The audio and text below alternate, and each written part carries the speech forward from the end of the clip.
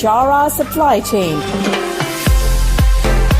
highlighting and showcasing solutions for the most complex challenges facing the industry in 21st century by our team of subject matter experts and mentors.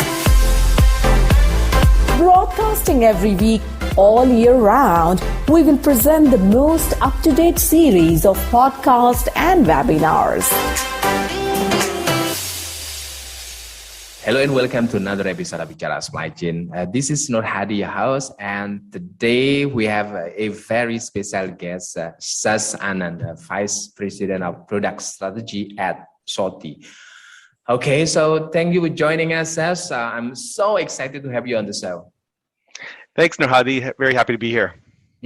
All right. So today's topic is about the transformation and logistics sectors faces a domino effect from digitalization, right? So to start off the discussion, can you please tell us a little bit about yourself, your professional background, and introduction about SOTI?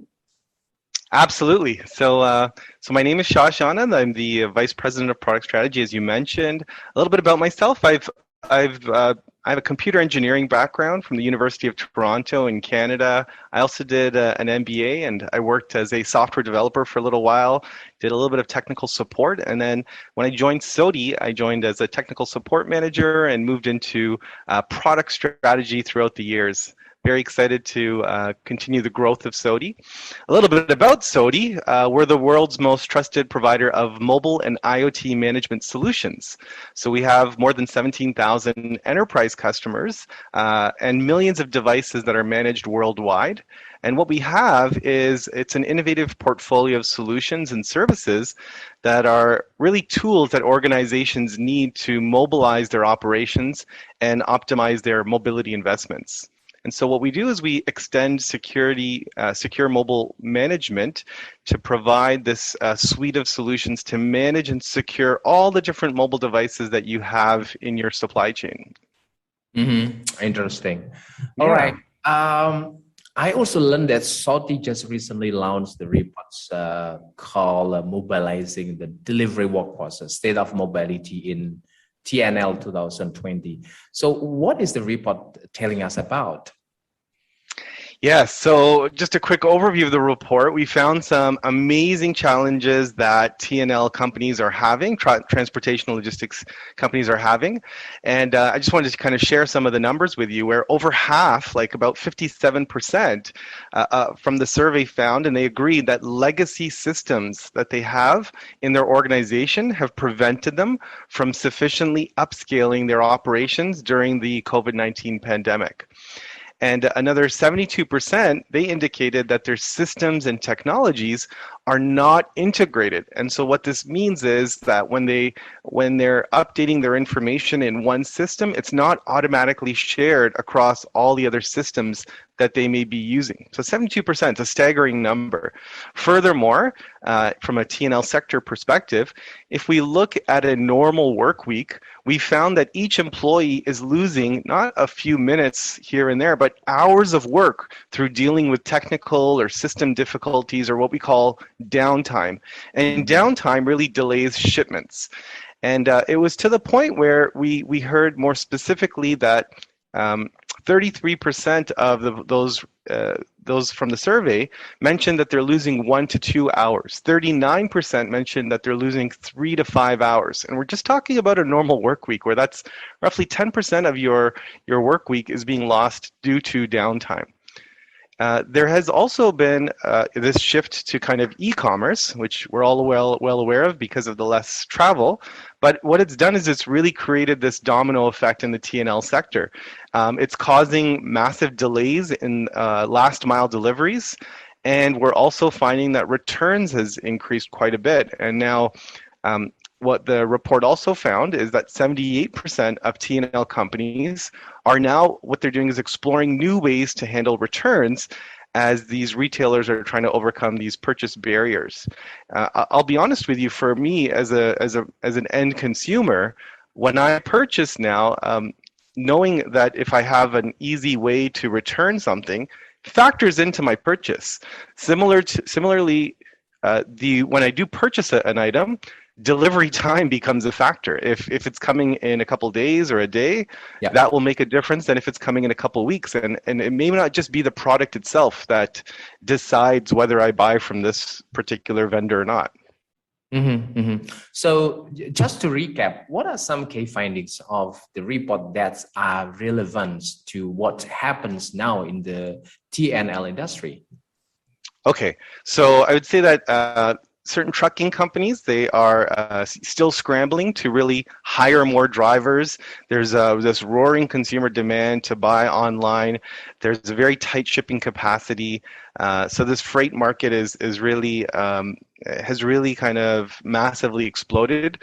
We've heard about the whole Suez Canal incident. So a lot of companies are trying to figure out this supply chain logistics more. Truckload carriers, I know in North America, they've been starting to try to increase their pay. They're trying to hire thousands of drivers, and they're holding recruiting events to really try to address the surge. From a U.S. economy perspective, we've seen that these companies are trying to restock their inventory. They're trying to handle back to school shopping. They're trying to prepare for this holiday shopping. And as I mentioned a little bit earlier, the returns process, it's just as important as retail sales. And that's what we're finding in terms of the key findings. This whole back to school holiday season, the companies really need to have technology and apps be top of mind when they're anticipating this next surge. That's what's going to help them overcome the surge. Awesome. Okay, so let's jump to another question. So what are your thoughts on the technology development that helps retail, that's how the TNL organization integrates with each other? Yeah, so I'd say that technology has really needs to be used to improve the visibility and control of your supply chain and in-store assets. So and that visibility needs to be real time, and that will help address a lot of the issues. So how do you get real-time visibility and control? There's a lot of different technologies that are out there. It's as simple as looking at what are you doing manually today and what could be converted into maybe a mobile application.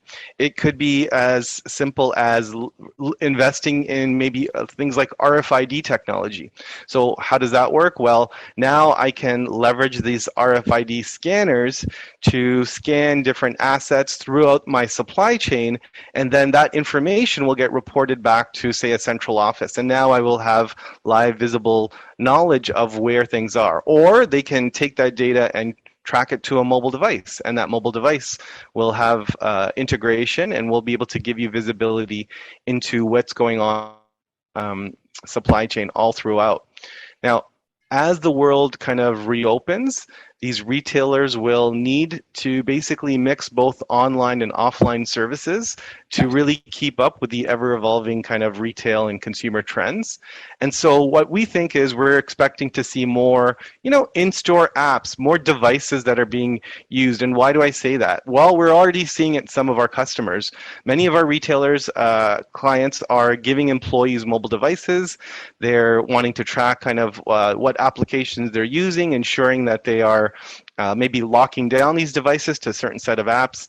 Some retailers are providing customers a device. So as you enter the shopping store, you'll be given a device. And what does that do? It allows you to provide a really unique experience to that end user, where you can now see customer reviews, you can see that product, you can see how it's being used, and it's not just kind of looking at that product anymore. So it's kind of mixing that online experience when you go to, say, the website. Now you can do a little bit more when you have that device in hand.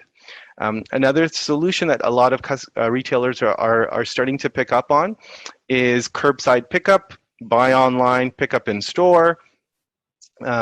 So, with shipping capacities down, but maybe a customer will say, okay, if it's not available for me 2 days, but I can come to the store and pick it up. So those are things that people are thinking about as well.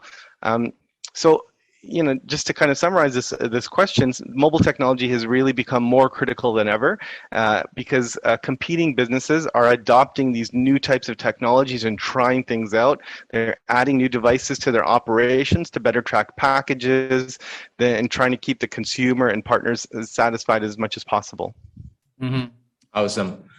Okay, this is another important question. So, what advice can you offer to decision makers like the business leader, especially in the sector of TNL, on how they understand the trends and then drive the organization to adapt to the major disruption like the COVID-19?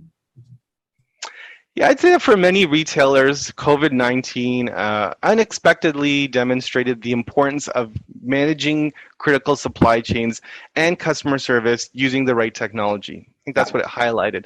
With the 2021 holiday shopping season, which is now approaching, there's going to be this surge in online shopping and demand on faster delivery. And this will cause retailers to really perform, massive types of inventory checks, automated orders, looking at what are the high demand stocks, tracking orders instantly. And so from our report, the Mobilizing the Delivery Workforce State of Mobility and TNL report, 78% of these TNL companies are exploring new ways to handle returns as these retailers are trying to overcome their purchases. So I think there's going to be this really key ingredient of working with the retailer. The TNL, who's ever doing the shipping, needs to really work very closely with the retailers. There is this. All of the respondents from our survey showed that they are committed to finding efficiencies using technology, all on a global scale. 71% agreed that consumer subscription models for goods helps reduce the operational pressure. So this idea that, hey, this person bought this item and they bought it again 6 months later, that's a fact that maybe I can set them up as a subscription model. And if I know when these purchases are going to happen, I am kind of being a bit proactive. I can then kind of manage my operations much, much more easier. So that's another subscription model. It's another thing that we're seeing coming up in terms of a trend. And then the idea of what are all the options for returning. There's many ways to do it, but if you can make it easy, as a consumer, I may buy from you because I know and I may buy more because I know that your returns process will be an easy one. It's not something that I have to go physically to another place, to a store. I have to wait in a long lineup. So those are some really key trends that I think are going to change the way we see retail and TNL. Interesting. Yeah, interesting. Okay, Asas. Actually, I still have a couple of questions, but we're running out of time. But before we finish the conversation, do you have any other key takeaway that you would like to share with our audiences? Yeah, sure. So I think retailers and TLNO partners, they're actually seeing more triggers to consider purchasing our SOTI One platform. And let me talk a little bit about retail.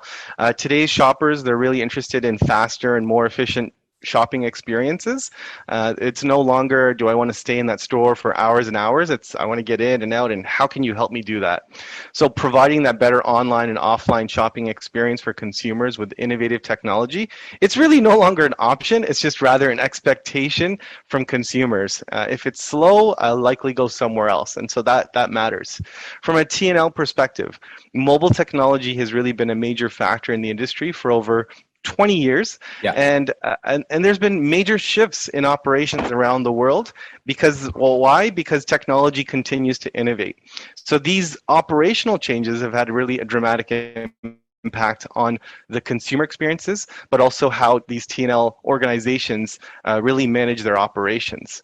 And I would say that many people around the world, they're connected 24/7, right, through their mobile devices. So the expectation is definitely that the TNL organizations are also meeting these customer demands in real time. I always want to know where my product is that I've purchased, and I want to know along the whole way. And so give me that visibility that I'm looking for as an end consumer.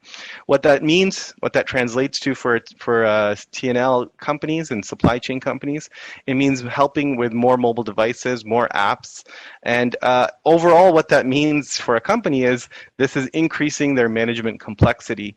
This includes security. There's a need for remote support. There's a need for app and content distribution, privacy, mobile device analytics, and that's where the SOTI One platform comes in, and it provides you with those tools that allow you to address all of these types of changes.